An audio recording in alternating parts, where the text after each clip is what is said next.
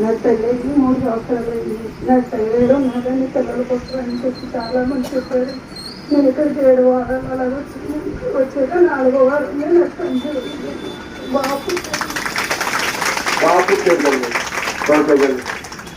Okay అమ్మా. ఇక్కడ ఏదనుకున్నారు ఉద్దేశం? గర్భసంచి పాడైపోయింది, పిల్లలు పుట్టమని ఒక ఆవిడ వచ్చింది. Very good very good very good. అయితే 18 సంవత్సరాలు అయిందా మన పెళ్ళి? అంటే నాకు చెప్పగలిగే నాకు అంటే ఆవిడ చెప్పినప్పుడు గుర్తొచ్చింది, ఒకసారి చెప్తున్నాను.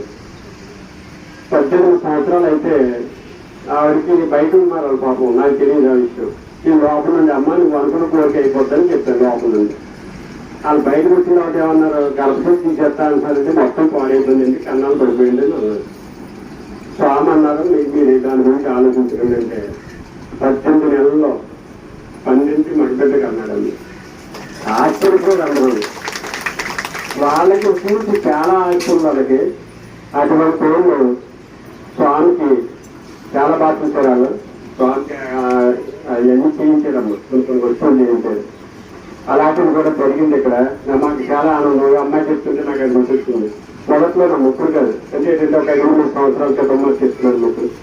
అది ఓకే తండ్రి అమ్మాయి.